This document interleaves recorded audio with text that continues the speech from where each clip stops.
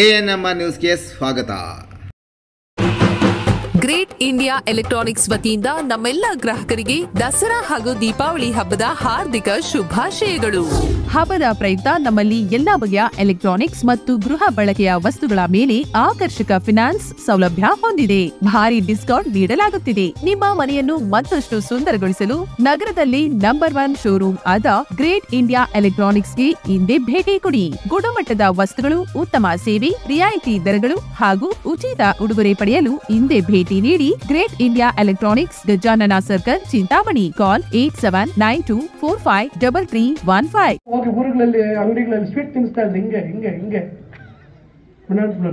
Sweet ನಿಮ್ಗೆ ತಿನ್ನಿಸ್ತಿಲ್ವಾ? Sweet ತಿನ್ನಿಸ್ತಾ ಇದ್ರೆ ಏನಕ್ಕೆ ಅಂತ ಕೇಳಿದ್ರ GST ಕಮ್ಮಿ ಮಾಡ್ಬಿಟ್ರಿ ಅಂತೆ. ನನಗೇನಾಗ್ಬಿಡ್ತು, ಡೌಟ್ ಆಗ್ಬಿಡ್ತು. ನಾನು ಚೆಕ್ ಮಾಡಿದೆ ಯಾವಾಗ GST ಜಾರಿಗೆ ಬಂತು, ಏನಾದ್ರು ಜವಾಹರ್ಲಾಲ್ ನೆಹರು ಅವರೇನಾದ್ರು ಜಾರಿ ಮಾಡಿದ್ರಾ, ಇಂದಿರಾ ಗಾಂಧಿ ಅವರು ಜಾರಿ ಮಾಡಿದ್ರಾ, ಇಲ್ಲ ಮಧ್ಯದಲ್ಲಿ ಬಂದಂತ ಬೇರೆ ನಾಯಕರುಗಳು ಮಾಡಿದ್ರಾ, ರಾಜೀವ್ ಗಾಂಧಿ ಅವರು ಮಾಡಿದ್ರಾ, ಇಲ್ಲ ವಾಜಪೇಯಿ ಅವರು ಮಾಡಿದ್ರಾ, ಇಲ್ಲ ಮನಮೋಹನ್ ಸಿಂಗ್ ಅವರು ಮಾಡಿದ್ರಾ ಅಂತೇಳಿ ನೋಡ್ತಾ ಇದ್ದೆ ನಾನು. ನರಸಿಂಹರಾವ್ ಮಾಡಿದ್ರಾ ಅಂತ. ಮಾಡಿರೋದೇ ನರೇಂದ್ರ ಮೋದಿ.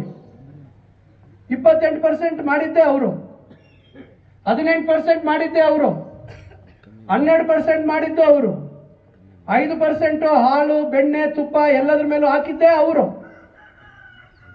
ಈಗ ಕಮ್ಮಿ ಮಾಡಿಬಿಟ್ರಂತೆ ನರೇಂದ್ರ ಮೋದಿ ಅವರು. ಜನಕ್ಕೆ ಒಳ್ಳೆ ಕೆಲಸ ಮಾಡಿದ್ರು. ಹೆಂಗಿದೆ ನೋಡಿ ಇವತ್ತು, ಎಷ್ಟು ಬುದ್ಧಿವಂತರು ಇವರು ಅಂತಕ್ಕಂಥದ್ದನ್ನ ದಯವಿಟ್ಟು ನೀವು ಅರ್ಥ ಮಾಡ್ಕೊಳ್ಳಿ. ಸುಲ್ದುಬಿಟ್ಟವ್ರೆ, ಚರ್ಮ ಸುಲ್ದುಬಿಟ್ಟು ಎತ್ಕೊಡೋಕೆ ಕಟ್ಕೊಟ್ಬಿಟ್ಟವ್ರೆ, ಅದನ್ನ ಕಟ್ಟಾಯ್ತು. ಈಗ ನರೇಂದ್ರ ಮೋದಿ ಅವರು ಬಹಳ ಒಳ್ಳೆ ಕೆಲಸ ಮಾಡ್ಬಿಟ್ಟವ್ರೆ ಜನರಿಗೆ ಅಂತ. ಸುಲ್ದೋಗಿರೋ ಚರ್ಮ ವಾಪಸ್ ಕೊಡಕ್ ಹೇಳಿ. ವಸೂಲಿ ಮಾಡಿದ್ರಲ್ಲ 7 ವರ್ಷದ್ದು, ವಾಪಸ್ ಕೊಡಕ್ ಹೇಳಿ. ಅಂದ್ರೆ ಎಷ್ಟು ಬುದ್ಧಿವಂತರಿದ್ದಾರೆ ಅನ್ನೋದಕ್ಕೆ ನಾನು ನಿಮ್ಗೊಂದು ಉದಾಹರಣೆ. ಇವತ್ತು ಮನೆ ಮನೆಗೆ ನಲ್ಲಿ, ಹರ್ ಘರ್ ಜಲ್ ಅಂತೇಳಿ. ಕೇಂದ್ರ ಸರ್ಕಾರದ ಪಾಲಿಷ್ಟು 45%, ರಾಜ್ಯ ಸರ್ಕಾರದ್ದು 45% ಇತ್ತು. ಅವ್ರದೇ ಬಿಜೆಪಿ ಸರ್ಕಾರ ಇದ್ದಾಗ ಯಾವ ಊರುಗಳಲ್ಲೂ ಕೆಲಸ ಆಗಲಿಲ್ಲ. ಕಾರಣ 10% ನೀವೆಲ್ಲ ಸೇರಿ ದುಡ್ಡು ಕೊಡ್ಬೇಕಿತ್ತು ಪಂಚಾಯಿತಿಯಲ್ಲಿ.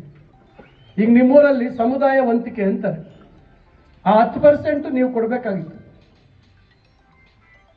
ನಮ್ಮ ಸರ್ಕಾರ ಬಂದ್ಮೇಲೆ, ನಮ್ಮ ಮುಖ್ಯಮಂತ್ರಿಗಳು ಬಂದ್ಮೇಲೆ, ನಮ್ಮ ಗ್ರಾಮೀಣಾಭಿವೃದ್ಧಿ ಮಂತ್ರಿಗಳು ಪ್ರಿಯಾಂಕ್ ಖರ್ಗೆ ಅವರು, ಸಿದ್ದರಾಮಯ್ಯ ಸಾಹೇಬರು, ಶಿವಕುಮಾರ್ ಅವರು, ಇವರೆಲ್ಲ ಬಂದ ಮೇಲೆ ಸಮುದಾಯ ವಂತಿಕೆ ಕಷ್ಟ ಆಗತ್ತೆ, ಎಲ್ಲ ಊರಲ್ಲಿ ಜನ ಕೊಡಲ್ಲ ಅಂತ ಹೇಳಿ, ಅದು ನಾವೇ ರಾಜ್ಯ ಸರ್ಕಾರ ಕೊಡ್ತೀವಿ ಅಂತ ಹೇಳಿ ಇವತ್ತು 55% ಯಾರ್ದು?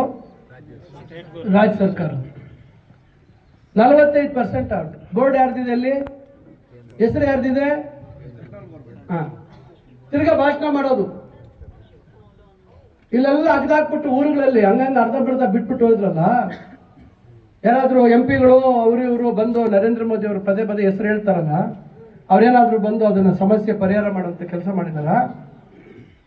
ಟೆಂಡರ್ ಆಗ್ದಿರ ಬಾಕಿ ಬಿದ್ದಿತ್ತು, ಅದು ಟೆಂಡರ್ ಮಾಡಿಸಿ ಎಲ್ಲ ಮಾಡಿಸಿದವ್ರು ನಾವಿವತ್ತು ಜನರಿಗೆ ಜವಾಬ್ ಕೊಡ್ತಾ ಇದ್ದೀವಿ.